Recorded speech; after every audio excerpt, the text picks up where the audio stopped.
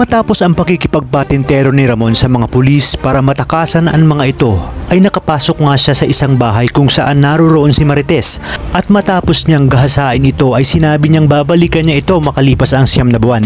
Dahil sa sobrang galit ni Rigor ay di niya na nabigyan ng pagkakataon si Ramon na makatakas pa, kaya't pinaulanan niya ito ng bala at pinagbubugbog nga ng mga taong naroroon. Kaya naman dito na siyang nagsimulang mabulok sa bilangguan. Nagbalak naman si Marites na ipalaglag ang bata. Buti na lamang ay napigilan ito ng kanyang ina na si Lolay. Makalipas ang ilang buwan ay dinalaw ni Olga si Ramon para sabihin na huwag na itong mag-alala at itatakas nila ito sa tulong ng kanyang papa. Dito nga ay nakiusap si Ramon kay Olga na bumalik ito sa Quiapo sa Calle Hidalgo para nga alamin kung anong nangyari sa babae na pinag-iwanan niya ng kanyang lahi. Sinabi ni Olga sa kanyang sarili na hindi siya makakapayag na makalaya pang muli itong si Ramon. Kaya naman pupuntahan ni Olga ang sinasabi ni Ramon para siguraduhin hindi na mabubuhay ang bata.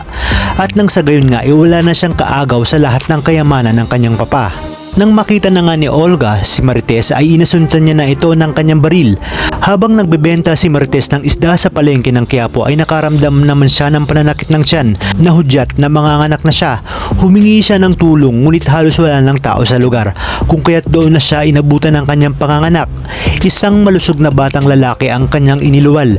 Dumating naman si Olga para kunin ang bata, ngunit umiyak ang bata kaya't narinig ito ni Marites at inabangan din siya ng mga taong naroroon. Kaya naman wala nang nagawa si Olga kundi iwanan ang bata. Mga kapamilya, makikilala na natin si Tanggol kung saan magsisimula ang kwento dito lang sa Batang Quiapo.